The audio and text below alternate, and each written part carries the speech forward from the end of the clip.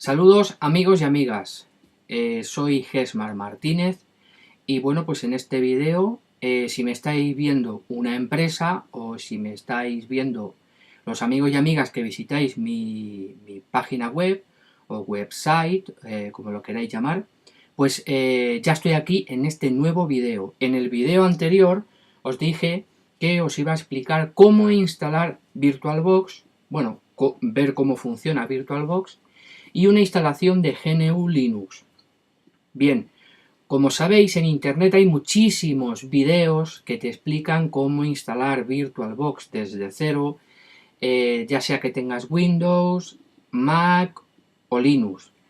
Y cómo instalar también un Linux completo, ¿no? Sea la versión que sea de pues, SUSE, Ubuntu, Red Hat, Fedora, Debian, bueno, es que hay un montón, miles, ¿no? Muchísimas, cientos por no decir miles de versiones. Entonces, como esto es un CV, un audio, vídeo, currículum vitae, pues verdaderamente es que no puedo daros un curso completo de cómo hacer todo esto porque se alargaría mucho y como digo, en internet hay cantidad de youtubers informáticos que llevan muchísimo tiempo trabajando con todos estos sistemas que os van a dar un curso perfecto. Por eso voy a obviar todo lo que es instalación, porque no tiene sentido para este vídeo. Pero sí vamos a ver un poco qué es VirtualBox. Ya lo tengo instalado, pero os daré una noción y vamos también a ver cómo instalamos el sistema operativo Debian en el modo usuario, porque los sistemas operativos GNU Linux lo bueno que tienen es que son multifacéticos en el aspecto de que puedes instalarlo para un servidor como puedes instalarlo para un desktop, pero al mismo tiempo, como es un sistema operativo casi parecido a Unix, pues tiene muchísimas herramientas, entonces podemos instalar este Linux no solo como un sistema operativo normal en un disco duro, sino que podemos instalarlo también con múltiples particiones separadas. Podemos instalar el sistema operativo Linux en vez de en un disco duro, podemos crear un RAID, pero dentro de este RAID de discos duros también podemos crear volúmenes lógicos, o sea, se pueden hacer cantidad de cosas que van a hacer que nuestro sistema operativo, sobre todo si va a ser un servidor para producción, o sea, cuando digo producción me refiero a un equipo que va a estar en la red 24 horas, 365 días del año, incluido bisiestos, si es que lo hay, y que van a tener un acceso, o sea, que va a haber un rango de acceso muy alto, o sea, va a tener mucho volumen de carga. Pues es muy importante que configuremos nuestro servidor lo mejor posible para que el volumen de carga sea eficiente y así no vamos a tener problemas de lentitud o de posible caída del sistema operativo o incluso que nos pueda dar un kernel panic. Bueno, eso ya es más de administrador y seguramente alguno que lo esté oyendo se habrá quedado un poco estupefacto, ¿no? O bueno, o, blanco, o con la cara en blanco, ¿no? Diciendo, kernel panic, ¿qué es kernel panic? Bueno, no lo voy a comentar. Entonces, VirtualBox de Oracle y Linux. Entonces, instalando VirtualBox y Debian, GNU Linux. Bien, vamos a comenzar. Vamos a instalar este sistema operativo Linux como nivel 1 usuario, o sea, un usuario, digamos, lo más sencillo posible, un dummy del usuario Linux. Entonces vamos a usar VirtualBox, que sirve para crear máquinas virtuales dentro de tu computador, como ya dije en el vídeo anterior. Tú con VirtualBox lo que haces es que el sistema operativo le dice a tu equipo anfitrión, o sea, anfitrión es tu ordenador con tu sistema operativo, le dice VirtualBox, que voy a instalar una máquina virtual, pero mi máquina se cree que está en una máquina limpia. Lo que no sabe es que yo le voy a gestionar el hardware. Entonces, tú sabes que tienes una máquina virtual, pero la máquina virtual no sabe que está dentro de un anfitrión. ¿vale? Esto es como, por ejemplo, el gusanito que está dentro del pescado, ¿no? Del pescado. Y el pescado está haciendo su vida y va por ahí por él, pero no sabe que tiene un gusano dentro y que está viviendo dentro de él, ¿no? Lo que pasa que en este caso nuestras máquinas virtuales no son un parásito, claro. Aunque si no se administran bien, fijaros el símil que os he hecho, aunque si no se administran bien estas máquinas virtuales, sí pueden llegar a ser un parásito, porque se va a empezar a comer los recursos de la máquina anfitrión. La instalación de VirtualBox en tu equipo es tan sencillo como cualquier otro programa basado en un instalador exe de Windows. Quiere decirse, no tiene ningún misterio. Es comenzar la instalación y seguir paso a paso. O sea, lo que te va indicando la ventana de instalación, es que no tiene más. Ya sea que tengas Windows, Mac OS o Linux. Todos tienen un ejecutable el cual te abrirá una ventana de instalación y es solo seguir los pasos, nada más. Entonces, ¿qué vamos a instalar en VirtualBox? Pues una vez tengamos instalado VirtualBox, vamos a ver cómo crear un nuevo equipo virtual y cómo gestionar los recursos para que tu equipo anfitrión no se vea mermado en dichos recursos, como os he comentado antes. Y después instalaremos el sistema operativo GNU Linux Debian en un modo usuario, o sea, en un modo para dummies, para aprender. Bien, pero para antes de eso, ¿vale? Nos vamos a pasar a la siguiente pantalla, si me dais un minuto. Y entonces aquí, en Google, perdonad, me he equivocado, me voy para atrás, eso es. Y entonces vamos a ver qué es VirtualBox. Si os fijáis en la pantalla, veréis que en www.virtualbox.org vamos a encontrar la descarga. Y no hace falta que busquéis para vuestro sistema porque la propia página de VirtualBox va a detectar qué sistema operativo tenéis.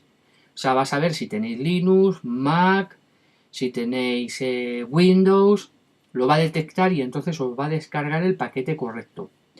Pero antes de hacer la descarga de VirtualBox, tenéis que acordaros que VirtualBox, nos vamos a ir a Downloads en inglés, o descargas. Fijaros que cuando nos bajemos el VirtualBox, en este caso la última versión 5.2.2, nos tenemos que bajar también el VirtualBox Oracle VM VirtualBox Extension Pack, o sea, el pack de extensión. Siempre el de todas las plataformas soportadas. ¿Por qué? Necesitamos tener este plugin, este pack extension instalado para que cuando nosotros tengamos la máquina virtual configurada nos admita, por ejemplo, la conexión de USBs externos y los lea, nos permita crear una red, una ficticia red entre una máquina virtual y otra máquina virtual dentro de nuestro propio anfitrión. O sea, nos va a dejar hacer una serie de cosas que si no instalamos el extension pack, pues no nos va a dejar. Entonces, es importante tenerlo en cuenta.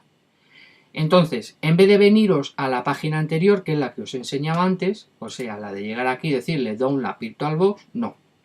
Os vais en el menú de VirtualBox, os vais a Downloads, le decís Windows o MacOS o Linux o Solaris, porque como os he dicho, es que también hay sistemas operativos Unix propietarios, como por ejemplo HP UX de Hewlett Packard, Solaris de Sun Microsystem. Entonces, dependiendo de qué plataforma tengáis, pues bajáis el correcto. Por ejemplo, yo tengo MacOS, ¿no? Pues bajaría MacOS. Pero si tienes Linux, pues te bajas el de Linux. O si tienes Windows, pues el de Windows. Vale. Pero luego después os tenéis que bajar el extension pack. Vale. Ya lo tenemos descargado, ¿vale? Imaginemos que ya está descargado, ¿vale? Ahora nos vamos a ir a buscar nuestro Debian, ¿vale? Pues ponemos Debian DVD. ¿Por qué? Es mejor bajar la Debian DVD porque cuando hagamos la instalación, como toda la información está dentro de la imagen ISO de DVD, si bajamos una CD solo son 500 megas aproximadamente, entonces luego después vía red vamos a tener que actualizar muchas cosas. Mejor vamos a bajar Debian DVD. Entonces, si os fijáis, yo ya había accedido antes, Si os fijáis, vamos a ir a la primera opción, que es Debian.org. Dentro de Debian.org, en su FTP. Le damos clic y nos va a salir esta ventana. Pues en esta ventana tenemos las versiones estable y las de testing. No queremos las de testeo porque esas nos va a dar problema. Nos vamos a ir a las estables. Entonces podemos dar clic a las estables y si os fijáis nos va a llevar a esta zona de aquí. Que realmente esto es como una especie de ancla. Es un menú ancla que al darle clic no se lleva aquí abajo. Es una tontería darle aquí. Bajamos para abajo y entonces dependiendo de la plataforma que tengáis. Por ejemplo, yo tengo un Mac, ¿vale? Y los Mac, como sabéis, se basan en chips integrados de Intel. Por lo tanto, no voy a usar, por ejemplo, un i386. ¿Por qué? Porque mi Mac ya tiene un procesador 64 bits. Entonces, yo no puedo bajarme la i386. No me interesa. Como tengo un procesador 64 bits, me voy a bajar la versión AMD 64.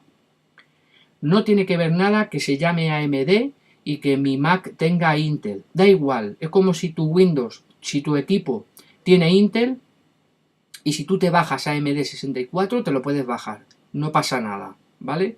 La arquitectura, en este caso, entre AMD, AMD e Intel, MacOS o equipos de Intel para Windows, es independiente. Eso no hay ningún problema.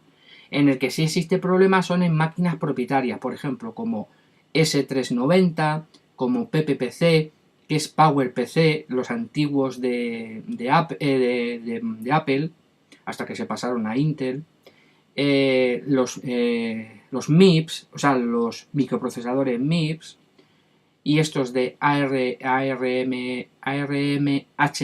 ARML, etc. Vale, pero olvidaros de eso. Vosotros os vais a bajar AMD 64 si tenéis un microprocesador 64 bits. Si tenéis un microprocesador 32 bits, os tenéis que bajar el i386. Pero si tenéis 64 bits y que lo sabéis, os bajáis AMD 64, que es el que se tiene que instalar. Pero DVD, para que nos bajemos todos los paquetes que necesita la instalación, ¿vale? Hacemos clic y nos va a decir, ¿quieres descargar tal? Sí, pues ya está. Y bajo la imagen. Si hago clic, me va a llevar a este menú, ¿ves? Y no sé si se podrá ver, creo que no, entonces dame un minuto porque voy a hacer el truco, que es que voy a subir hasta aquí, y entonces ahora ya sí que lo veis.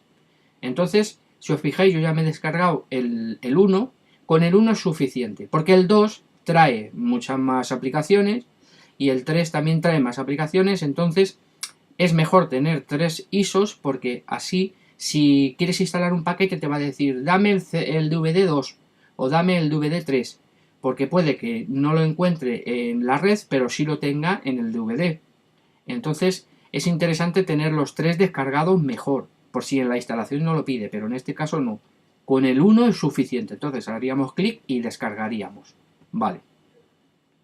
Nos vamos a pasar ya a la siguiente parte. Vale. Damos por hecho que ya tenemos descargado todo. Ya hemos descargado VirtualBox, ya hemos descargado el Extension Pack y ya hemos descargado la Debian. ¿Vale? En ISO, en formato ISO. Bien, pues entonces ahora cogemos y nos pasamos ya a nuestro VirtualBox. Ya está instalado. Yo es que ya lo tengo instalado, entonces como lo tengo instalado, ya me paso a la ventana.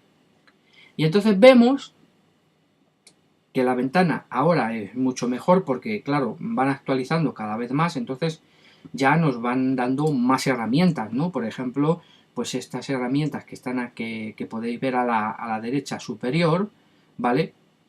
Esas antes no estaban. La de, por ejemplo, herramientas de máquina, detalles instantáneas, herramientas globales, todo esto es nuevo, esto lo han hecho en la última versión, o sea.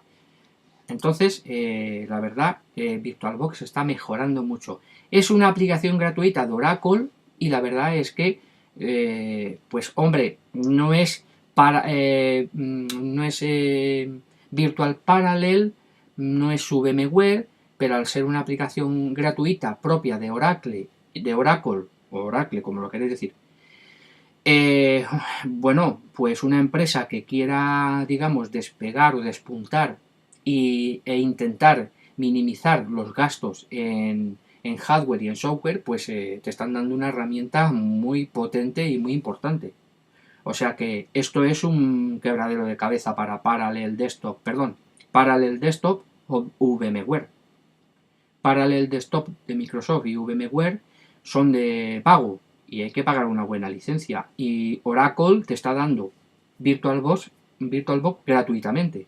Aunque puedes contratar servicios, pero en este caso gratuito. Vale. Vamos a instalar una nueva.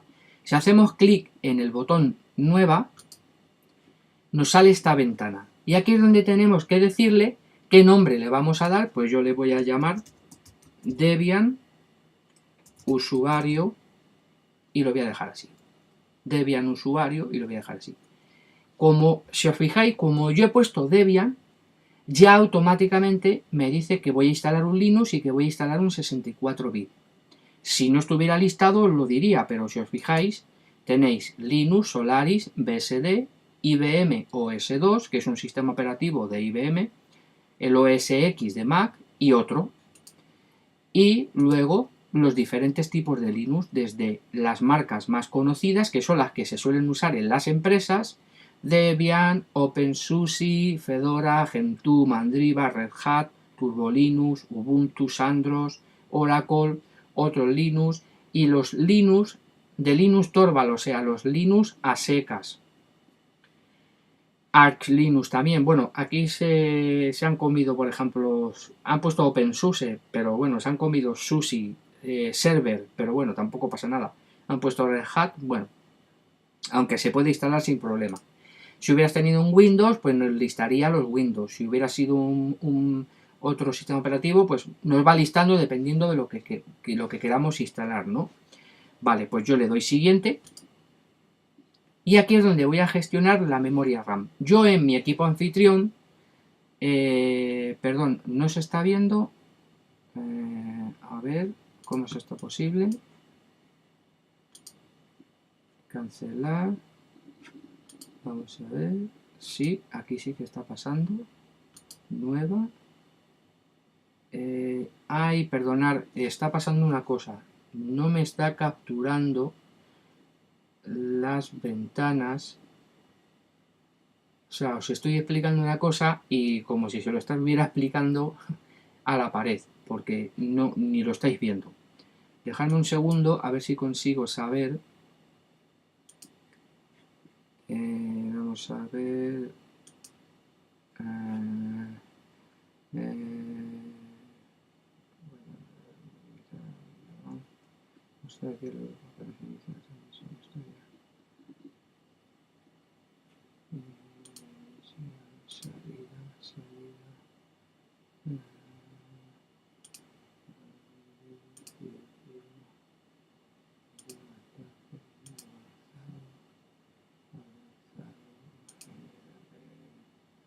Qué cosa más rara, ¿no? Esto no lo entiendo, pero es que debería de aparecer.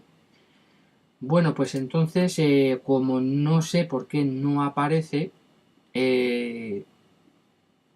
luego si no intento poner unas capturas de pantalla. Bueno, vamos a continuar. Le voy a llamar Debian usuario.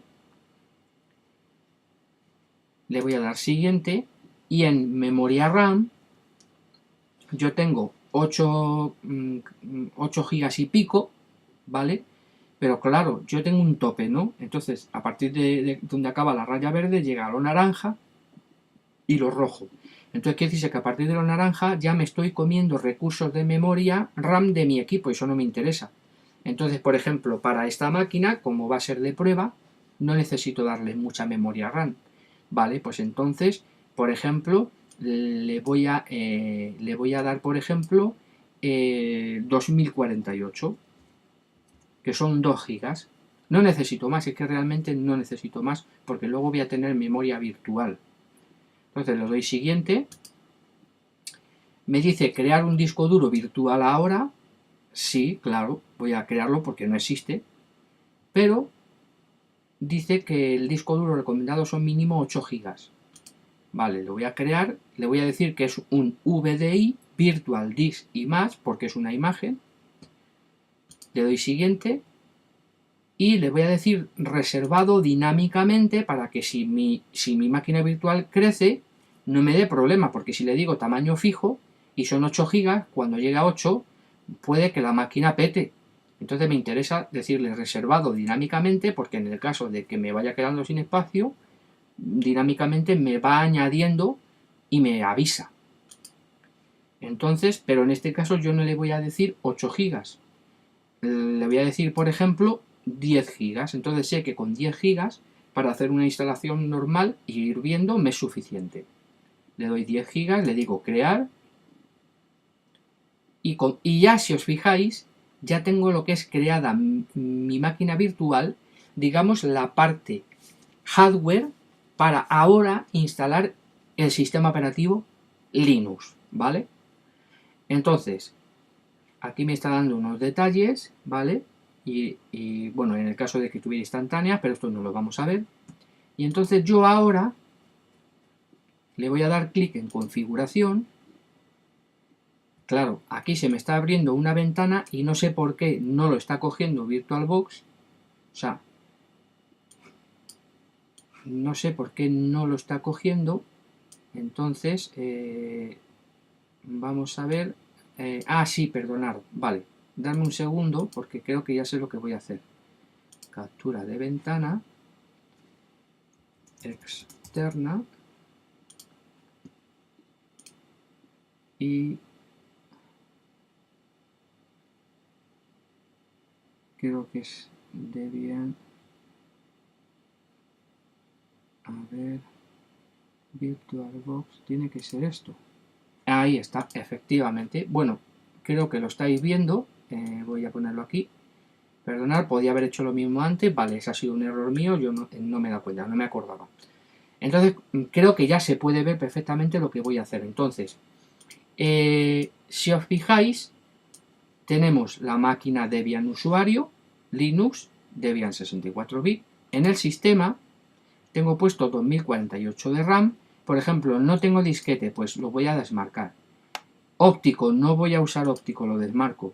Pero sí dejo disco duro y dejo red. Le dejo chipset por defecto, tableta USB y no toco más de aquí porque esto de EFI es solo para sistemas especiales.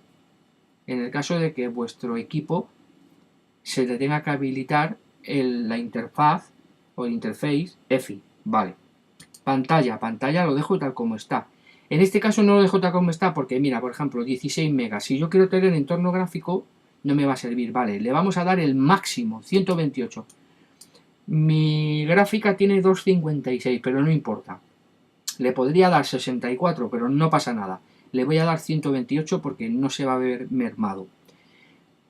Si quiero puedo habilitar no habilitéis el vídeo 2D porque no funciona, da problemas. Casi es mejor habilitar la aceleración 3D y los Linux lo van a soportar. Entonces le vamos a dar a habilitar aceleración 3D. En almacenamiento, aquí es donde ya le vamos a decir qué queremos instalar. Entonces, si nos fijamos, tenemos la máquina, tenemos el disco duro que hemos creado virtual, ¿vale? Incluso vamos a marcarle unidad de estado sólido. ¿Por qué? Porque así le va a decir al sistema que en vez de ser, aunque es una imagen, ¿vale? No existe, le vamos a decir al sistema operativo que lo que está manejando es un solid, un disco duro solid. Y es que es muy parecido, porque realmente como es una máquina virtual, que son datos, que no es físico, no le vamos a decir al sistema operativo, este disco duro es mecánico, no. Unidad de estado sólido, va a decir, que tengo un disco duro y es un solid, mejor. Vale, y ahora aquí, en el dispositivo IDE, como es una imagen ISO, voy a eliminar y ahora le voy a decir que voy a instalar una imagen. Selecciono el disco y selecciono. Entonces marco y me voy a donde yo he descargado mi imagen ISO, ¿vale? No lo estáis viendo ahora, pero no pasa nada. Marco, le digo abrir y ya queda configurada la imagen de nuestro Linux, que es de donde va a tirar, a coger datos para instalar. Vale. En audio lo dejo tal como está por defecto. En red lo voy a dejar en NAT, porque así me va a coger internet de mi propio ordenador. En otro vídeo veremos cómo vamos a hacer una pequeña red entre dos máquinas virtuales. Puertos no lo voy a tocar porque por ahora, por ejemplo, no vamos a tener puertos COM, eso es muy antiguo. En todo caso, usaríamos, bueno, si tenemos una máquina servidor, sí que lo podemos configurar, pero no estamos hablando de un servidor, no vamos a instalar un servidor. Pero los USB sí, entonces puedo habilitar el controlador USB, lo voy a dejar en 2.0, ¿vale? Y aquí podría ir añadiendo USB, pero no lo vamos a ver ahora, lo dejo en 2.0, porque todavía no hemos instalado la extensión, o sea, la extensión pack. Carpetas compartidas en el caso de que queramos, pero eso lo vamos a ver más adelante, lo de compartir carpetas. Y la interfaz de usuario, pero eso tampoco lo vamos a ver. Entonces, nos vamos a generar y ya le vamos a dar a aceptar y se va a quedar guardada y preparada para la instalación. Pero antes de nada, vale, antes de nada, voy a quitar,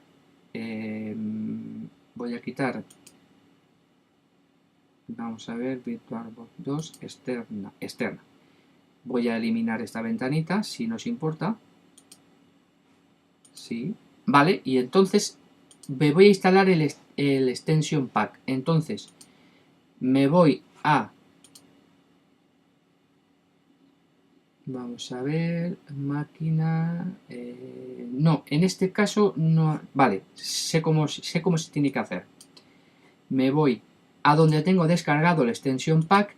Vais a ver que se queda como una cajita que pone ext y en verde. Le hago doble clic y entonces automáticamente me va a decir VirtualBox está a punto de instalar un paquete de extensión de VirtualBox. Los paquetes de extensión complementan la funcionalidad de VirtualBox y pueden contener software a nivel de sistema que puede ser potencialmente dañino para su sistema. Vale, sí, eso te lo avisa, pero realmente no va a pasar nada si hemos elegido, como yo os he explicado, el pack de extensión que va con el sistema que o sea, con el VirtualBox que nos hemos bajado. Le voy a dar a instalar. Me va a salir una ventana de licencia que tengo que aceptar. Acepto. Me va a pedir permisos de administrador de mi equipo anfitrión, o sea, en el caso de que sea el tuyo, pues lo mismo. Y va a decir Installing Extension Pack. Y cuando termine, te va a decir el paquete de extensión Oracle VM o UVM VirtualBox Extension Pack se ha instalado correctamente. Perfecto. Si dice eso, es que se ha hecho correctamente. A partir de aquí ya podemos gestionar máquinas, o sea, equipos en red virtuales, carpetas, los USBs, entre otras cosas. Y no nos va a dar ningún problema porque ya le hemos dado lo que necesita. Y ahora vamos a pasar a lo que es la instalación. Entonces, ¿cómo empezamos la instalación? Pues nos vamos al botón verde que pone iniciar y entonces si le damos iniciar nos va a salir una ventanita, ¿vale? Vosotros no la estáis viendo, pero va a empezar a cargar. Entonces si me dais un momento, captura de ventana, voy a poner instala Linux y creo que es running, ahí está, aceptar. Vale, creo que ya estáis viendo la instalación, ¿vale? Entonces, vale, aquí nos está dando un error y vamos a averiguar por qué es. Porque realmente no nos tendría que estar dando ningún error.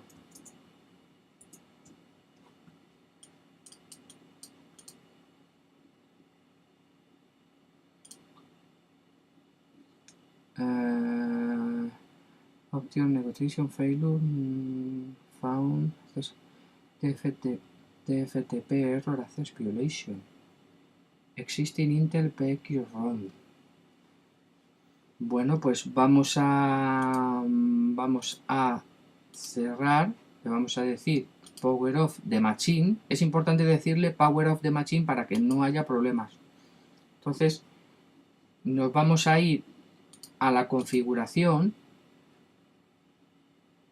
en avanzado, descripción, cifrado, no, avanzado, no, le vamos a ir a sistema, IO APIC,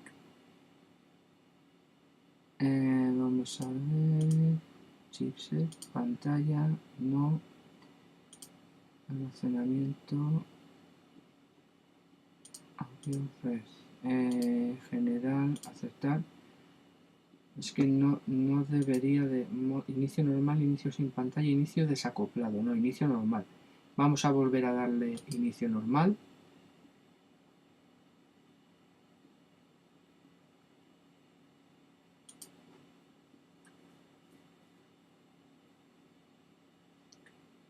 MAC address, fatal, existing Intel PX ROM. Bien, estoy teniendo un problema con la imagen que he descargado. Vale. Power off, voy a apagar. Vale. Voy a... Sí. Voy a detener la grabación. Bien. Ya descubrí el pequeño error, ha sido un lapsus. Si nos vamos a configuración, entonces en este caso vamos a abrir una ventana nueva para que podáis ver a qué me refiero. No, perdón. Esto es. Ahí estamos. Bien. Al intentar arrancar, yo le estaba diciendo hacer un arranque de red, ¿vale? Pero en este caso no queremos arrancar de red, queremos arrancar desde disco duro. Entonces, ¿cuál era el problema? Pues si yo en el sistema, aquí en orden de arranque, marco disquete, me va a arrancar, va a intentar arrancar de disquete y no quiero. Entonces, eso, perdón, disquete no, red. Entonces no quiero. Ese ha sido un error mío. Entonces voy a desmarcar aunque yo le diga primero disco duro, por alguna razón quiere coger la red. Pues yo voy a desmarcar la red, no la voy a tocar ahora y solo voy a dejar disco duro y disco óptico, perdón. Me he equivocado porque como es una imagen de CD, de CD o DVD, se me olvidó decirle que primero el disco óptico y luego el disco duro. Este es el método de arranque como si estuviéramos configurando la BIOS de nuestro equipo, ¿no? Para decirle, arráncame desde el óptico, arráncame desde el disco duro, arráncame desde el disquete, o si es muy antiguo el equipo, o arráncame desde la red, porque es no sé, un terminal, lo tengo como terminal tonto y le digo que me arranque desde red porque se va a conectar a un servidor que gestiona varios mini servidores, por ejemplo, vale. Eso ha sido un error mío y perdonadme. Como ya le tenemos en el arranque de BIOS, ¿vale? De pseudo BIOS, que primero lo haga desde el óptico para luego el disco duro, pues porque vamos a instalar la imagen, ¿vale? Ya no nos debería de dar error. Entonces le voy a dar a aceptar, voy a quitar esta ventana, ¿vale? Para que no moleste. Y entonces ahora ya le voy a decir iniciar. Y entonces ahora ya voy a añadir una captura de ventana con nuestra instalación. Y como veis, ya sí que me está arrancando. Ya sí que me está arrancando. Bueno, no me está reconociendo el ratón, pero me supongo que me puedo manejar, sí, me puedo manejar con el tecladito. Vale, como vemos, tenemos una instalación gráfica, una instalación, digamos, a la antigua usanza por menú gráfico tipo MS2, opciones avanzadas, que si le damos intro, bueno, pues tenemos una instalación gráfica de experto, modo rescate, una instalación automatizada gráfica, instalación de experto o rescatar en modo experto, bueno, o en modo rescate, una instalación automatizada y Speech Enable Advanced, o sea, acciones avanzadas para activar Speech. Vale, nosotros nos vamos a olvidar de todo esto, que lo vamos a ver más adelante. Nosotros podemos hacer una instalación gráfica o una instalación a la antigua usanza. Vale, yo le voy a dar a la Graphical Installation, ¿vale? Bueno, o Graphical Install. Le doy intro. Si os fijáis, está abriendo lo que es el instalador gráfico de la propia Debian, ¿vale? Lo suyo sería aprender el sistema gráfico de los Linux tipo MS2, por ejemplo, como del año 99. Perdón, del año 99 no, del año 95, sí. Sí, a partir del año 95 todavía se seguían usando ese tipo de menú. Pero no lo vamos a ver, porque como hemos dicho que vamos a hacer un nivel usuario 1, lo vamos a ver en plan como si fuera un Windows, ¿no? Fácil, para que la persona lo pueda instalar sin problema. Vamos a buscar nuestro idioma, en este caso el español, ¿vale? Entonces, no sé si aparece por la ABCD, no, por la E, no, aparece por la S, Spain, Spanish, Spanish, Spanish, vale, Spanish, español, y le damos continuar. Y entonces ya se nos va a colocar en el idioma español, ¿vale? Para que podamos entender la instalación. Le voy a dar a España, le voy a dar continuar.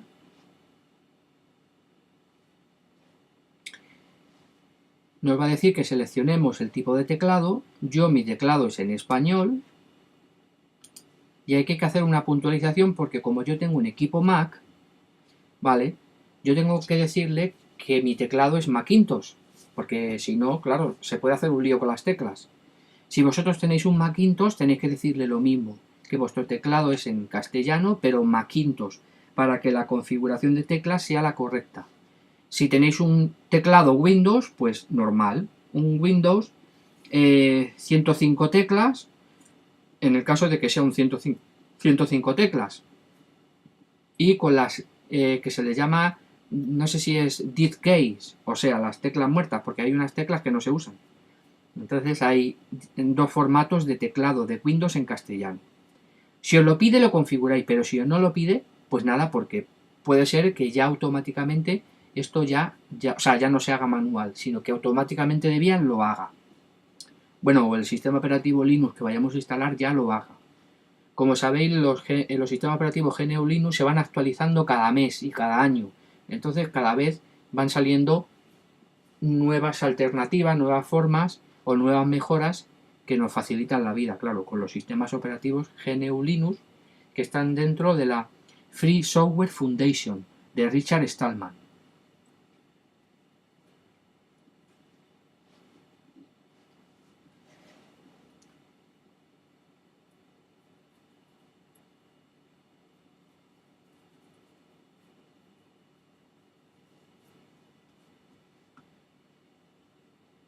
Ahora lo que está haciendo es cargando los componentes adicionales, o sea, está detectando qué hardware tenemos, en este caso es hardware virtual, claro, pero está detectando qué hardware tenemos. Entonces, una vez que termine de detectar todo lo que es el hardware donde se va a instalar nuestra máquina virtual, pues entonces pasaremos a lo que es ya a lo que es terminar la instalación. Entonces, seguramente vamos a hacer esto un poquito más pequeñito, ¿vale? Ahora ya va un poquito más rápido, eso es, ¿vale? Seguramente me voy a saltar parte de la instalación porque no tiene sentido, ¿no? Un vídeo tan largo viendo cómo se instala esto cuando es una tontería. Una vez que más o menos con unas pequeñas nociones vais a saber instalarlo sin problema. Entonces, lo que quiero pasar es, lo que quiero llegar es a la última parte, que es ya el arranque de lo que es el desktop, y ya vamos a ver cómo trabajamos con el desktop. Como un nivel usuario normal, un usuario 1, como digamos un usuario de MacOS o un usuario de Windows. Bien, dice configurar la red. ¿Cómo le vamos a llamar a esta máquina? Pues le vamos a llamar Debian usu test. ¿Vale? Le damos continuar. Y el nombre de dominio, ninguno, porque no tenemos ningún dominio. continuar. Ahora se va a configurar la red, que en este caso se va a configurar con la red nuestra de nuestro equipo y el internet nuestro, o sea, va a compartir. Clave del superusuario. Esto es muy importante. Los sistemas operativos Linux, los verdaderos, los buenos, los que se pueden, o sea, los que como se debería trabajar es con un superusuario, administrador, superuser y luego un administrador normal. Le vamos a, sobre todo si va a ser un servidor para producción en un CPD, en un server. Clave de superusuario, pues le voy a llamar admin user, ¿vale? No es una password fuerte, pero bueno, admin user. Si es para probar, aunque lo suyo sería darle una buena password de 8 cifras, incluyendo signos que nos permita el sistema operativo, ¿vale? Sabéis que hay unos signos del código ASCII que, como son propios del sistema operativo, no te va a dejar poner porque podría haber conflicto, pero hay otros signos del sistema ASCII que sí que te los deja usar, como por ejemplo los símbolos de monedas, el yen, el euro, el dólar, etcétera, ¿no? Entonces, una buena password es aquella que tiene letras mayúsculas, minúsculas, números y símbolos de ASCII mezclados. Entonces, eso sí que es una password fuerte. Pero para lo que vamos a hacer, admin user y hasta luego. Continuar. Nombre completo para el nuevo usuario. Pues le vamos a llamar usutest. Usutest, porque es un usuario para testear. Continuar. Usutest, continuar. Y ahora dice, elige la contraseña para el nuevo usuario. Pues lo mismo, usutest y hasta luego. Usutest. Vale, continuar. Entonces ahora le vamos a decir que nosotros no estamos ni en Ceuta, ni en Melilla, ni en las Islas Canarias, estamos en la península, pero bueno, dependiendo de dónde lo estéis haciendo. Continuar y se va a configurar el reloj. ¿Vale? Va a detectar los discos y el resto del hardware. Bien, pues entonces ahora va a empezar con el particionado de los discos. Entonces, en este caso, es cuando nos va a decir qué tipo de particionado queremos. Entonces, como Linux es muy flexible y nos da muchas opciones, vamos a hacer una instalación normal, como cuando tú instalas un Windows. Pues parecido. Entonces, no nos vamos a extender en una configuración muy potente, porque no tiene sentido. Eso lo vamos a ir viendo más adelante. Entonces, si os fijáis, nos da varias opciones. Nos dice, guiado, utilizar todo el disco. Guiado, utilizar el disco completo y configurar Logical Volume Manager, ¿vale? Para generar volúmenes lógicos.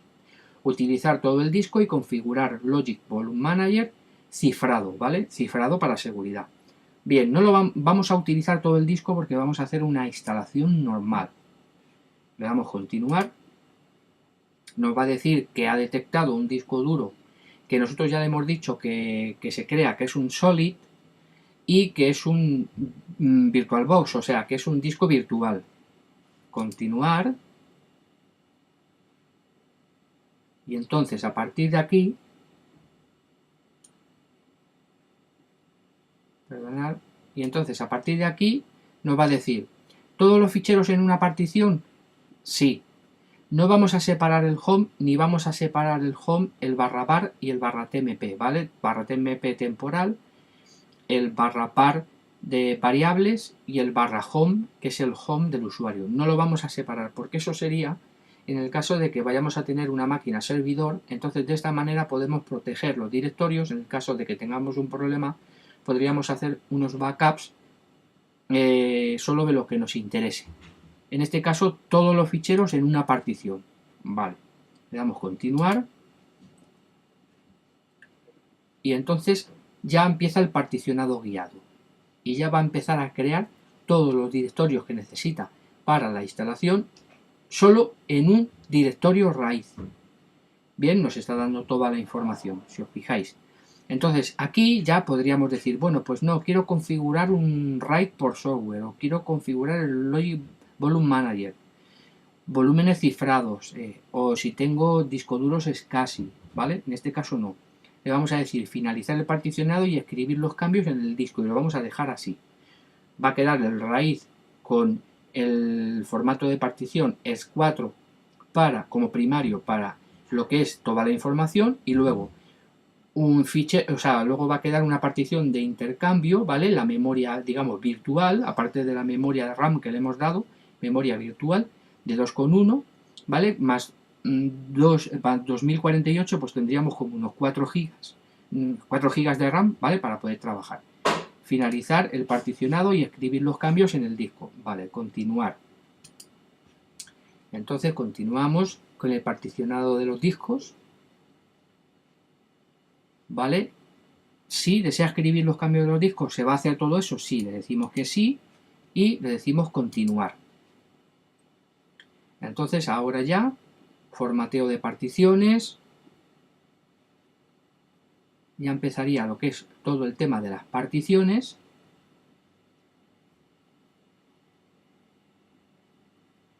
Y ya va a empezar a instalar el sistema, ¿vale? Entonces en este caso me voy a saltar lo que es toda la parte de la instalación, porque va a llevar un rato y no merece la pena, si no esto se va a extender mucho. Entonces lo vamos a dejar aquí, dejamos aquí esta parte, y cuando ya termine de instalar continuamos con el vídeo y ya vamos a ver cómo finaliza la instalación, cómo arrancamos el desktop, y vamos a ver un poco lo que es el desktop y vamos a hacer unos pequeños comandos de introducción.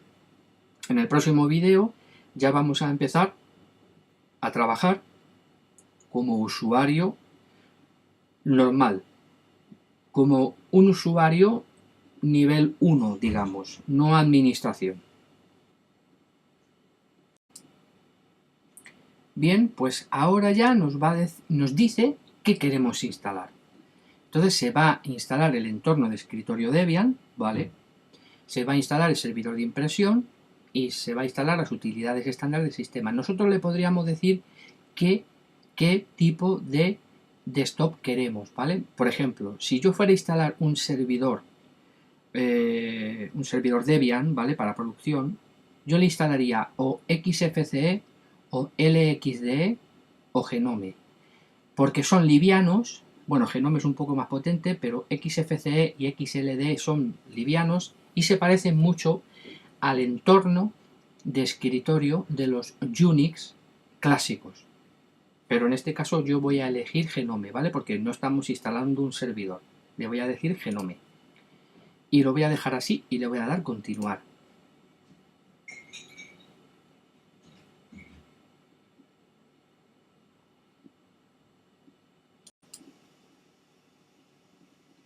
Bien, pues ya estamos terminando lo que es la instalación de nuestra Debian, y bueno, pues vamos a esperar a que nos dé los últimos pasos y ya arrancaremos el desktop para ir viendo un poco cómo trabajar con GNU Linux Debian, la versión 9.3. Ahora está instalando lo que es el cargador de arranque, conocido como GRU, que es el que nos va a dar un menú, nos va a permitir arrancar nuestro sistema operativo Linux, o en el caso de que tengamos dual, Linux y Windows, o Linux y Mac, bueno, u otro sistema operativo, o incluso diferentes Linux, pues con ese menú nos permite arrancar uno u otro. Pero eso también lo veremos en otro vídeo. Como podéis ver, dice buscando otros sistemas operativos, como no hay ninguno, dice ¿desea instalar el cargador de arranque GRUB en el registro principal de arranque? Sí. Tenemos un disco duro virtual, pues en el registro principal de arranque, porque va a hacer una imitación, le decimos sí y lo va a instalar ahí. En este caso se lo podemos decir manualmente. Este es nuestro disco duro virtual de VirtualBox, en /d/sda. Cuando arranque nuestro sistema operativo, va a buscar en /d/sda el fichero de GRUB, y es el que le va a decir cómo arrancar el kernel Linux, porque le va a dar la ruta. Si todo está correcto, arrancaría sin ningún problema. Está terminando la instalación, configurando los usuarios y contraseñas que le hemos dado al principio, el usuario root con su password, admin test, y el usuario usutest con la password usutest. Porque como es para aprender, esto no es producción, pues da igual qué tipo de password o nombre pongamos. Vale, le vamos a dar continuar. Nos va a hacer la finalización de la instalación. Y ahora es muy importante, como es una imagen lo que hemos colocado en el programa para poder instalar, es muy importante no tener montada la imagen. Si no, mira, en este caso no hay problema con Debian porque ya hace una desinstalación de la imagen. Entonces, este es el arranque del GRUB, ¿vale? Lo vamos a dejar aquí. No. Sí, vamos a dejarlo aquí y ahora vamos a ver cómo entrar. Bien, ahora ya vamos a poder ver mejor, más correctamente, lo que es nuestra Debian. Entonces, vamos a logarnos con la primera opción. Va a empezar a cargar el sistema operativo. Bien, ahí se ve mejor. ¿Sí? Ya lo estamos viendo mejor, ¿vale? Entonces, bueno, pues si os fijáis, este es el entorno Genome. Es muy intuitivo, es muy sencillo, muy potente al mismo tiempo y es de los más usados en sistemas operativos Linux, aparte de KDE, pero bueno, Genome, porque recuerda también mucho al entorno gráfico Aqua de Apple, es igual de intuitivo que puede ser un Windows, entonces es un muy buen comienzo. Yo creo que para alguien que va a empezar a aprender el Linux podría instalarse o una Ubuntu, que es una instalación tan fácil como instalar un Windows y empezar a trabajar, o una Debian y con el entorno, con el desktop o el entorno de ventanas Genome. Bien, en este caso nos está pidiendo el usuario usutest porque es el usuario normal. Vamos a entrar con el usuario usutest y le vamos a meter la password que es usutest. Es la password que yo le he puesto al principio. Inicio la sesión. Si os fijáis, aquí hay una opción, una ruedecita que nos dice podemos entrar con el sistema X11 por default, podemos entrar con Genome o con Genome clásico. Fijaros, yo le voy a dar, en vez de a Genome clásico, le voy a dar a Genome. No le voy a dar a System, le voy a dar a Genome. Y voy a iniciar la sesión. Box y los sistemas operativos Linux con el tiempo se vayan solucionando. Bien, pues como podéis ver, este es un GNU Linux Debian, de los más usados por los administradores Debian para programar, o sea, de los administradores Linux para programar, usan mucho Debian, mucho más abierto que otros Linux. Y bueno, este sería un Genome. Entonces, bueno, como veis, tenemos en el menú de arriba, tenemos actividades en el que vamos a encontrarnos un dashboard, bueno, una barrita, pues con el Firefox, con el gestor Evolution, que sería como el Outlook de Microsoft, un Rainbox, que sería como una especie de media player de Windows, el LibreOffice con el Writer, como el Doc de Microsoft Office, bueno, perdón, como el Word de Microsoft Office, un gestor de archivos. Este es un programa software, digamos, al estilo, por ejemplo, del programa de Apple, de la tienda de Apple, vamos, pero para Linux. La ayuda, la típica ayuda, y luego tenemos mostrar aplicaciones, que si damos clic, pues veremos que vamos a darle un poco de tiempo, va un poquito lento, ¿ves? Nos aparecen todas las aplicaciones que tenemos instaladas en nuestro Linux y que tenemos a nuestra disposición para empezar a trabajar. Entonces, si os fijáis, se da un aire a MacOS, se da un aire a las opciones de de Aqua, perdón, me estoy confundiendo con Microsoft. De Aqua, se da un aire a las opciones de Aqua de las últimas versiones de MacOS, ¿no? La verdad que está muy potente. Luego tenemos también para la fecha, donde podemos incluso crear nuestras propias notificaciones, podemos añadir relojes del mundo, etcétera, ¿no? Y luego aquí es donde gestionamos todo lo que tiene que ver con el audio, ¿vale? El cable conectado en el caso de que estemos conectados al internet de nuestro propio ordenador anfitrión, y el usuario con el que nos encontramos. Tenemos el botón para bloquear la pantalla, para decirle si queremos apagar o encender, apagar, reiniciar, etcétera, ¿no? Perdón, apagar, reiniciar, ¿vale? Bloquear y lo que sería el panel de control al estilo de MacOS, en el que vamos a poder encontrar todas las opciones para configuración de nuestro entorno Linux, de nuestro desktop, de nuestro sistema. Vamos a darle un poco de tiempo porque tiene que cargar. Y como podéis ver, pues es que se da un aire muy parecido a lo que es el sistema el cPanel o el sistema de control que tiene MacOS, ¿vale? O incluso también un aire a Windows, ¿no? Por el tema de iconos, etcétera.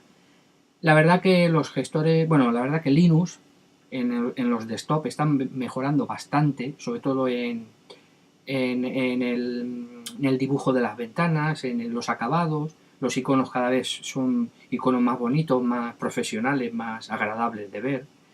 Y sobre todo también la potencia, ¿no? Es muy importante que empresas como Nvidia o como ATI pues hagan verdaderos buenos drivers para Linux para que el 3D funcione perfectamente y todos los efectos y todo funcionen perfectamente, entonces sea un desktop fluido para que sea pues compatible con un Windows o con un MacOS de Apple. Bien, nos vamos a saltar todo esto y ahora nos vamos a ir a actividades, nos vamos a ir aquí y vamos a escribir terminal. ¿Por qué? Porque vamos a abrir la terminal de Linux, perdón, me va un poquito lento. Vamos a abrir la terminal de Linux, que es la que nos va a permitir escribir en modo texto. Vamos a darle un poco de tiempo porque va un poco lento hasta que perdón, que me he equivocado. Terminal, vale, ahí está.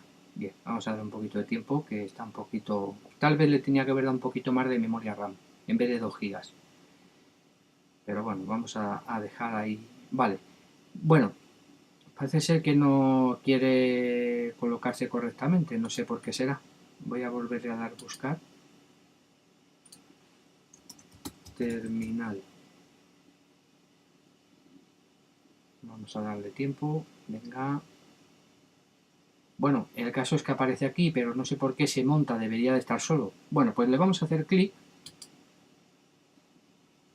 y se nos va a abrir la línea de comandos. Se nos va a abrir el entorno de línea de comandos, como estáis viendo. En este caso, los sistemas Linux usan la shell bash. Como os expliqué en el vídeo anterior, dependiendo de qué sistema Linux sea o Unix, puede usar un diferente tipo de shell, ¿vale? En este caso nosotros estamos usando bash. Si no me equivoco, si digo $shell, no, pues me he equivocado. Bueno, perdonad. No me he preparado bien el vídeo, la verdad, pero dejadme un momentito. Vamos a ver.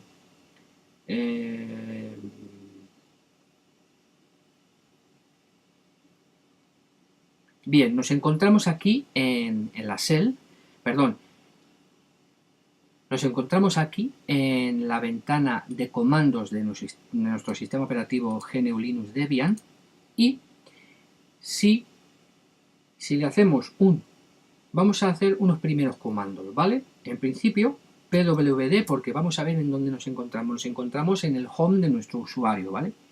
Pero si hacemos un ls-lrt, bueno, vamos a hacerle simplemente un ls, vemos que dentro tenemos las carpetas descarga, escritorio, música, público, documentos, imágenes, plantillas y vídeos. ¿Y por qué sé que son directorios? Porque están en negrita, me los está dando en color azul, Pero si yo en vez de ls, estos son comandos básicos de usuario, ¿vale? Como cuando estábamos en Microsoft 2 y usábamos los comandos básicos, igual. Comandos básicos de usuario, nivel 1. Si yo le hago un ls menos lrt, me los va a listar y me los va a ordenar por fecha. Y si os fijáis, en la primera letra de la línea me dice que es un directorio, que es de lectura, de escritura y de ejecución. Para el usuario, UsuTest, porque es primer bloque, usuario, segundo bloque, grupo y tercer bloque, todos. Usuario, grupo y todos.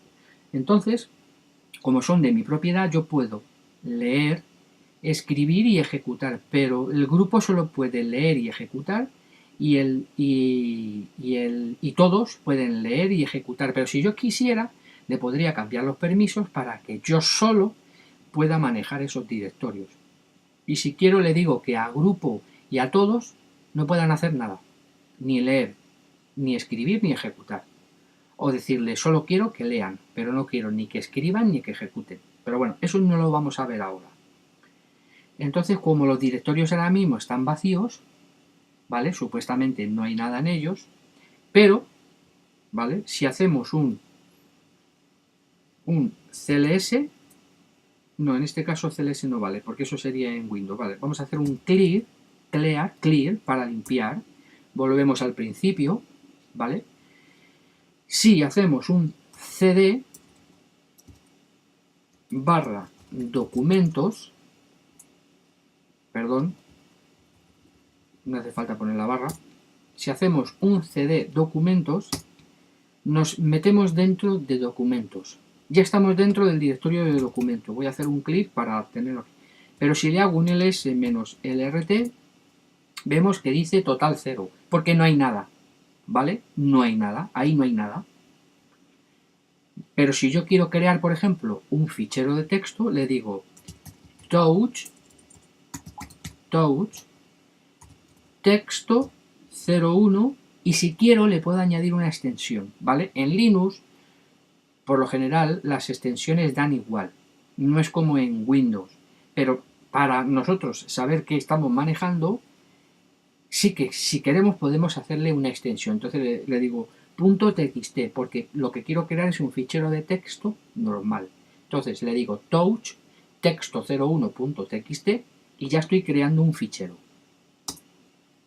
Si yo ahora le hago ls-lrt, me dice que tengo un fichero creado, pero me dice que tiene 0, porque no tiene datos, ¿vale? No hay datos. ¿Cómo podría editarlo? Podría editarlo con un editor de texto, que lo tenemos en actividades. Simplemente, si nos vamos a Writer, podría editarlo, pero como en este caso no es un documento tipo doc de Office, sino que lo que quiero es editarlo con un editor, me vengo a escribir aquí y le digo editor. Y entonces me va a mostrar los editores que yo tengo instalados. Y entonces en este caso, si os fijáis, este es el que me interesa, el editor de textos. Si yo abro, veréis que cuando se abra será un... Bueno, ya no, porque ya ha cambiado el entorno de ventana debido a un poco, yo creo que a Microsoft, ¿no? Pero antes se daba un aire al Notepad de Windows. Vale, yo ya ahora mismo estoy en modo de edición. Entonces, si yo digo, hola, esto es un texto sencillo, y lo dejo ahí. Le voy a dar guardar. Ya he guardado. Y le voy a guardar como texto 02.txt y lo dejo en documentos y lo guardo, se va a guardar con la configuración regional UTF-8 porque estoy en España y con un final de línea como Unix Linux porque realmente no va a ser ni para un Windows ni para un MacOS clásico, es un Unix Linux, un fichero Linux. Le voy a dar guardar, ya lo tengo guardado, ¿vale?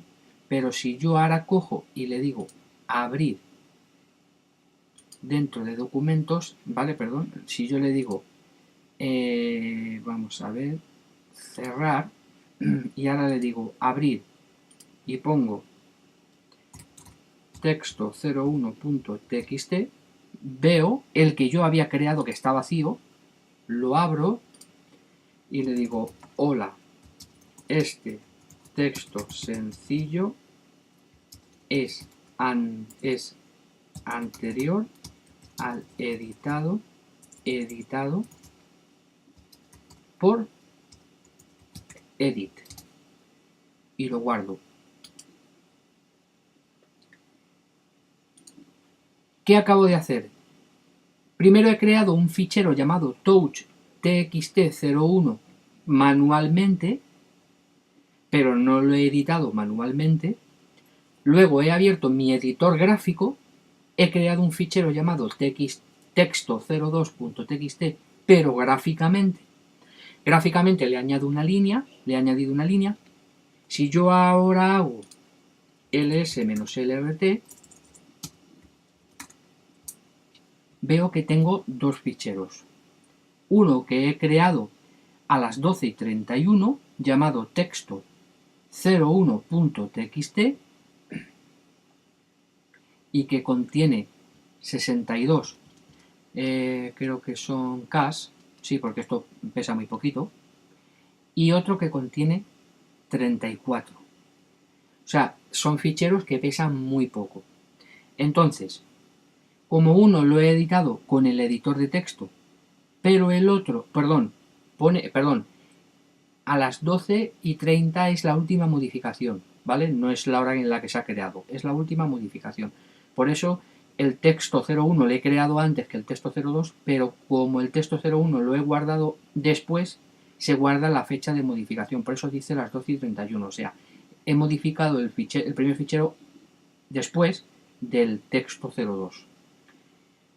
¿Cómo puedo ver el interior de lo que hay en los ficheros sin editarlo gráficamente? Pues entonces le puedo decir cat texto01.txt y me saca la línea que hay dentro o las X líneas que hay dentro. En el caso de que hubiera muchísimas líneas, podría hacerle un filtro que sería pipe, no, en este caso no, sería, sí, pipe y le podría decir more o less. Si no tiene muchas líneas, le puedo decir less para que lo pagine. Si tiene muchas líneas, muchísimas, no sé, 100 líneas, 200 líneas, le puedo decir more, para que me lo vaya paginando poco a poco. Si no, pegaría un tirón y claro, las últimas líneas se me perderían. Entonces, como tiene un buffer mínimo, no puedo volver hasta arriba del todo. En un principio, con los sistemas operativos Linux y con la Shell Bash, ese problema no suele ser un problema, pero con algunas máquinas Unix propietarias como Solaris, HP Jux, de ese estilo, al vernos un poco con una shell un poquito más deficiente en comparación con Bash, sí que nos puede ocurrir, como por ejemplo también el histórico de comandos, que eso ya lo veremos. En este caso, con cat texto01.txt veo esa línea, pero si tuviera, como digo, más líneas, diría cat pipe more si tengo más de 50, más de 100 o 200 o 600 líneas. Pero si tengo, por ejemplo, 30 40, pues en vez de decirle more, le puedo decir less. ¿Vale? Si yo le doy, no pasa nada. ¿Ves? Me dice end porque es que no hay más líneas, solo hay una. ¿Vale? Si le doy escape, ¡ay! Menos mal, ya he salido. Vale. Bueno, perdonadme este lapsus. llevo un tiempecillo sin practicar, ¿eh? Entonces, como digo, como tengo un Mac y tengo un teclado Mac, a veces el control de teclas de un Mac no es el control de teclas de un Windows. Entonces quiero hacer un control de teclas que estoy en Windows, pero como estoy en Mac, me lío. Pero no pasa nada porque todo tiene solución. Vale. Como digo, si fueran 40 o 50 líneas, le hago un less. Pero si son más de 100 o 200 líneas o más, le hago un more. Y eso lo que va a hacer es ir paginando. ¿Vale? Como habéis visto, puedo hacerle con un touch, ¿vale? Crear un fichero. Y mediante el editor de texto gráfico también puedo crear el fichero. Mediante un cat leo lo que hay dentro del fichero. Hasta ahí, bien. Tenemos creado un... Pero yo ahora quiero crear un directorio, ¿vale? Yo hago mkdir directorio 01 y le doy intro. Si yo le hago un ls-lrt, veré que he creado un directorio que, aunque está vacío, ocupa 4096K. Es un directorio porque, si os fijáis, está en negrita y en color azul, ya que lo bueno que tiene la shell bash en la mayoría de Linux, como Red Hat, SUSE y Debian, Ubuntu, es que nos da un entorno shell con colores. Esto es buenísimo porque, por ejemplo, las máquinas Unix clásicas esto no está. En un principio da igual, porque si tú eres experto en sistemas operativos Unix, Linux, te da igual que tenga colores o que no. Pero, hombre, los colores siempre como que ayudan más, ¿no? A diferenciar más rápido, ¿no? Si es un directorio o porque cuando tienes mucho trabajo y tienes que ir muy rápido, puedes tener una equivocación. El tener los colores ayuda mucho a entender dónde te encuentras y qué es cada cosa. Como digo, he creado un directorio y como yo soy el propietario, puedo leer, escribir y ejecutar. ¿Vale? Ya tengo el directorio. Ok. Bien. Digo, ay, pero es que, ¿dónde estoy? Bueno, supuestamente estoy en barra documentos, pero como tengo mucho trabajo y me acaba de llamar, no sé, mi jefe por teléfono y me está pidiendo un informe y no sé qué, voy a ver en qué directorio estoy. Entonces le hago un pwd y me dice, menos mal, estoy en mi ruta home, en home usuarios, mi directorio usuarios y barra documentos. Perfecto, entonces estoy correctamente, vale. Y, joder, voy a hacer un ls-lrt porque voy a ver qué tengo en el directorio, que es que, claro, como me ha tenido mi jefe media hora ahí hablando y me había calentado la cabeza por un informe que le tengo que mandar para cierre del mes, pues ya no sé ni lo que tengo en el directorio. Voy a hacer un ls-lrt para ver qué es lo que tengo. Pues mira, sí, tengo los dos txt que le voy a rellenar y tengo ahí mi directorio para que cuando ya los tenga rellenados le voy a renombrar a OK enviado y lo voy a meter en el directorio. Vale, perfecto. Bueno, pues ya lo voy teniendo todo controlado. Bueno, vale. Me voy a salir del directorio porque no lo voy a hacer ahora. Que se espere un poco. A ver, tengo otras cosas más importantes que hacer. Y entonces digo, bueno, voy a ver porque no recuerdo yo en qué sistema operativo está. Vale, voy a hacer un ame-a y voy a ver qué sistema operativo tengo del Linux, porque como estoy en una máquina virtual pero estoy accediendo vía VMware WebSphere, pues voy a ver qué máquina, porque yo ya no sé si estoy remotamente en una máquina física o estoy remotamente en una máquina virtual. Digo, voy a averiguarlo. Entonces le hago un ame-a y me dice pues que efectivamente estoy en una Debian 4.965.3 de kernel, pero es una Debian 9.3. Vale, perfecto. Pues entonces ya por lo menos sé que estoy trabajando en una máquina Debian y posiblemente sea una máquina virtual. Bueno, ¿cómo podría saber? Bueno, pues voy a hacerle un comando que me va a dar una serie de información. Voy a hacer la ventana un poquito más grande, ¿vale? Y vamos a ver qué me cuenta. Entonces le hago de mes pipe more, Entonces voy a hacerle un demex pipemor y que me dé info de mi máquina a ver por dónde salen las cosas. Entonces le doy y me dice, ah, bueno, vale, dice operación no permitida, ah, vale. Entonces quiero saber un poco más de mi máquina. Entonces usaríamos un comando que se llama demex, pero para poder correr este comando tenemos que usar el usuario root o el super user, el usuario de administración. Entonces, si yo hago en algunas máquinas, vale, puedo hacer su y me va a pedir la password. En otras máquinas de Linux tengo que hacer sudo su. Y en otras máquinas de Linux o Unix tengo que hacer su nombre de usuario menos p para la password.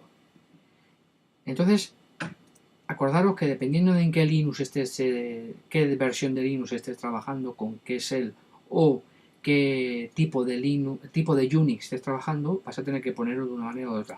Aquí yo voy a poner solo su y me va a pedir la password. Le meto la password y si os fijáis ya me ha cambiado. Antes estaba como usuario, usutest, ¿vale? Y ahora estoy como root @debian usutest. Porque ese es el usuario super user o administrador de la máquina. Entonces, como ya estoy como super user, porque tenemos un comando que es who, y si yo le digo who, me dice que soy usutest y que estoy en el puerto TTI 2 trabajando. Pero y si tuviéramos más usuarios, haría who am I y entonces me dice que soy root y que no hay nadie más. Who habla sobre mí y who am I me dice quién aparte de yo está ahí. Pues en este caso te diría todos los que estuvieran conectados, fueran usuarios físicos o fueran usuarios, digamos, virtuales de aplicaciones, de procesos padre que levantan procesos hijo, etcétera. Pero bueno, eso lo explicaremos en otro vídeo. Entonces, como vemos, ya estoy como super user, porque de hecho ya no aparece ningún color, me aparece todo en gris. Entonces, si yo ahora hago demex pipe grep, porque con el grep voy a filtrar pipe grep, demex pipe grep, menos y la palabra que quiero filtrar. Como quiero saber si estoy en una máquina virtual, si estoy en red en una máquina virtual, porque resulta que mi jefe me dice, conéctate en mira este Excel, conéctate en la máquina servidor tal y entras dentro y haces tal cosa, pero en la columna que pone máquinas virtuales, resulta que la máquina que te está diciendo tu jefe está en la columna que no te indica si es virtual o no, porque no lo saben, y como tú no lo sabes, tendrás que verlo de alguna manera. Pues por lo normal es que si tú escribes virtual, ¿vale? Demex pipe grep para filtrar virtual, me tendría que sacar un listado de todas las líneas que encuentre en el sistema que hagan referencia virtual. Vale. Un momentito.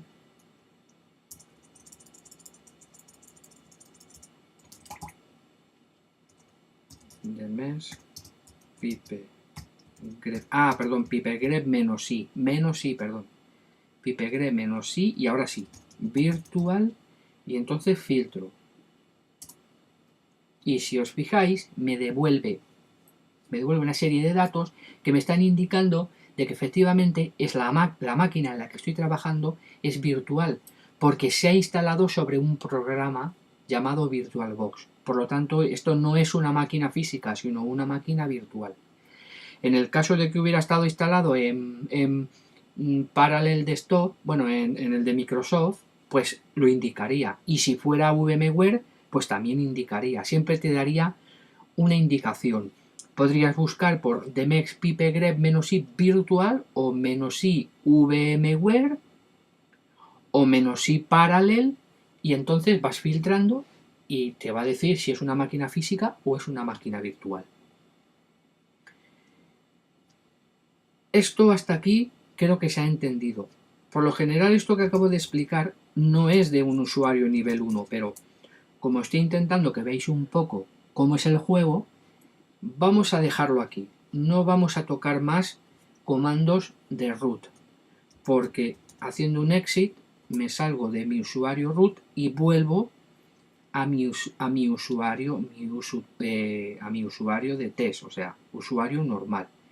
Y sigo dentro del directorio de documentos. Si le hago un cd espacio 2 puntos, me voy a ir al raíz y si os fijáis, llevo el signo de dólar. El signo de dólar es para el usuario normal, ¿vale?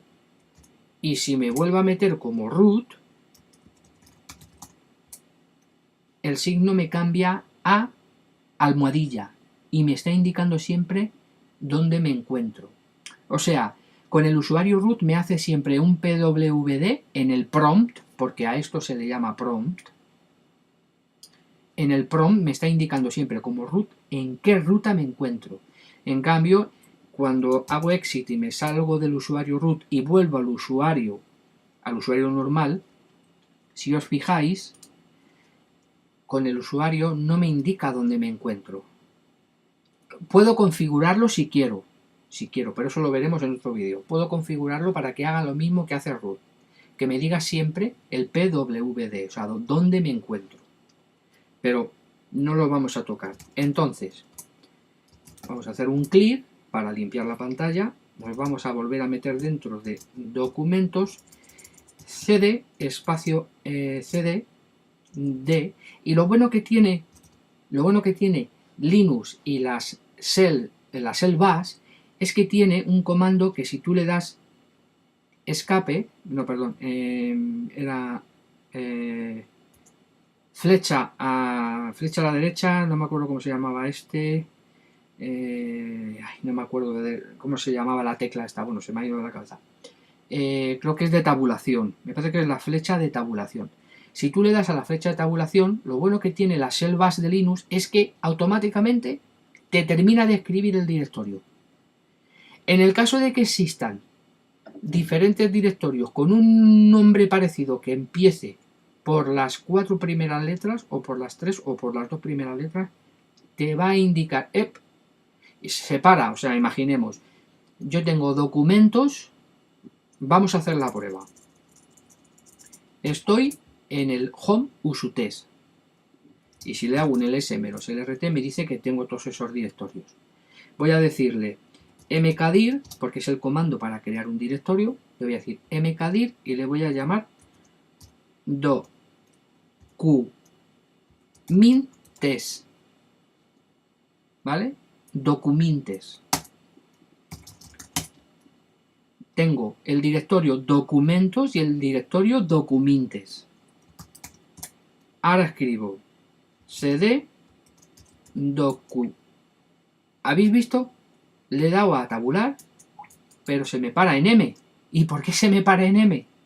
Porque tengo dos directorios que sus primeras 5 letras se llama docum. Y como no sé si es document o documin, se para ahí. Si entráramos en el editor del perfil del usuario, podríamos incluir una opción, podríamos crear un alias que cuando ocurra esto nos liste qué documentos hay que empiezan por esas X letras y entonces sabríamos a cuál tenemos que acceder. Imaginemos que digo, no, es que yo quiero a documentos, ¿vale? Pues entonces escribo la E y termino de tabular y ya, tabula y entro dentro del directorio. Me salgo, cd, espacio, 2 puntos y vuelvo a hacer la misma. Quiero entrar, a ver, no, perdón, es que me he salido. A ver, ls-lrt. Vale. cd espacio docum. No existe el fichero directorio. No, ¿qué está pasando aquí? Documentos, documintes. Ah, perdón, ya sé lo que pasa. Es que le estaba dando intro. Si yo hago cd docum y le pego intro, dice que no existe. Es que si le doy a tabular para terminar el nombre del directorio, si le doy tabular, es cuando hace, ¿ves? Clic, hace el ruidicito. No sé si se escuchará, voy a subirle más el volumen. Lo voy a poner a tope, ahí. Vale, un segundo, perdonadme.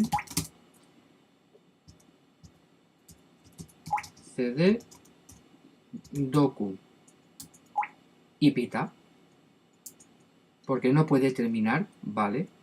Le voy a decir la i y me termina de rellenar el directorio. Esto es muy interesante porque si tengo mucha prisa, voy muy rápido, no tengo que escribir el nombre entero si no me acuerdo, pero si me acuerdo de las primeras letras, puedo hacer esto. Siempre podemos hacer un alias, pero no lo vamos a ver ahora. Bien, visto esto, vamos a hacer un borrar. Quiero borrar el directorio. Pero fijaros una cosa, me voy a meter en documintes, ¿vale? Y le voy a hacer un touch para crear un fichero texto 01.txt. Tengo creado me salgo del directorio y tengo creado un fichero dentro y me salgo. Le voy a decir rm-rf, no, le voy a decir rm documintes. Me dice que no se puede borrar porque documintes es un directorio. ¿Y por qué? Porque tiene ficheros dentro. Entonces, lo bueno que tiene Linux es que te permite salvaguardar documentos en caso de que metas la pataza, como pasaba con el famoso rm espacio asterisco punto asterisco de Microsoft, que te cepillabas todo el sistema operativo. Esto es un sistema de seguridad para que tú no borres nada sin querer. Entonces siempre te dice, mientras no vacíes lo de dentro, no puedes borrar el directorio. Siempre se borra recursivamente, desde adentro hacia afuera. Siempre. Fichero, subdirectorio, directorio. Podría ser directorio con un directorio dentro de otro directorio y dentro de otro directorio y infinito. Pero no vamos a llegar nunca a infinito, claro. Pero siempre recursivamente desde adentro hacia afuera. Si tú no borras lo que hay dentro, no puedes borrar. Si yo me meto dentro de documintes, hago un ls-lrt y le digo rm texto 01.txt, me lo borra. Porque en este caso no le tengo protegido, si no me avisaría, vas a borrar, se va a borrar este fichero, ¿quieres? Le podríamos hacer un rm-rf, que es borrar forzosamente, sí o sí, pero en este caso no nos hace falta. Ya hemos borrado el fichero, ¿vale? Dentro de documintes ya no hay nada. Como no hay nada, si yo me salgo del directorio, si yo me salgo fuera, y ahora le digo rm documintes, me sigue diciendo que es un directorio. Si lo he creado yo, me debería de dejar borrar.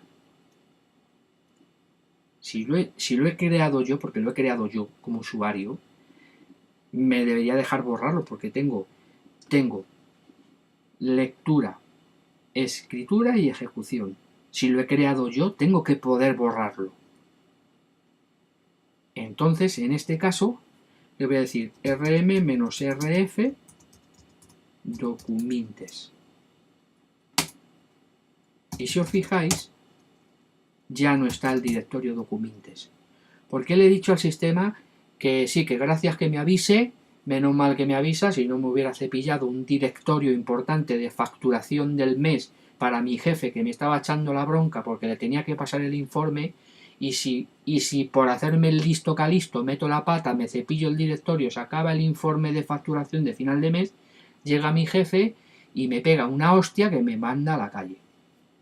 Entonces, gracias Linux por avisarme de que podría haber metido la pata. Pero como en este caso sé que puedo borrar el directorio, le hago un rm-rf, que es forzar el borrado, remove force, fuérzame el borrado, y automáticamente se cepilla el directorio, pero porque lo he creado como usuario. Pero si como administrador creo un directorio y como usuario puedo verlo, pero no puedo escribir ni puedo ejecutar, pues ni puedo tocarlo, ni puedo borrarlo, ni nada. Solo puedo leer y punto. O sea, entrar dentro y leer y punto. Hasta aquí hemos visto cómo crear un fichero, cómo entrar dentro de un directorio, perdón, cómo crear un fichero, cómo meter una línea dentro, editarla, cómo verla, tanto texto como gráficamente, los permisos, si es directorio, si es fichero, si es como usuario o como administrador, cómo ver qué sistema operativo Linux tengo, como comando administrador, root, saber si es una máquina virtual o no. Y posiblemente algún comando se nos haya quedado en el tintero. Pero como esto simplemente era una pequeña introducción, ya en el próximo vídeo vamos a empezar a trabajar correctamente y vamos a empezar a ver los siguientes, o sea, vamos a empezar a trabajar como un nivel usuario 2, en este caso ya sería como un nivel 1 para una empresa. O sea, un nivel 1 sería como un usuario normal de Windows, de Mac, tal, en el Linux, ¿vale? Sin mucha línea de comando. Pero un nivel 2 sería ya un nivel 1 de operador de sistemas en una empresa, en donde ya tendríamos que empezar a manejar bastante más comandos, filtros, etcétera. Eso lo vamos a ver. Entonces ya, como digo, eso ya lo vamos a ver en el próximo vídeo. Y como os digo, os recuerdo que en el próximo vídeo veremos un nivel 2 usuario y, como digo, como operador de sistemas nivel 1 para una empresa. Entonces, nada más, gracias por escuchar este vídeo, no dejéis de compartirlo si queréis, y como en realidad es un currículum vitae audio-vídeo, pues aquella empresa que me esté viendo, pues nada más, que espero que se pueda poner en contacto conmigo también a través de Infojobs, tanto en mi página, pues en Infojobs aparezco como Jesús Antonio Martínez Pedrero. Y nada más, muchas gracias, un saludo y nos vemos en el próximo vídeo.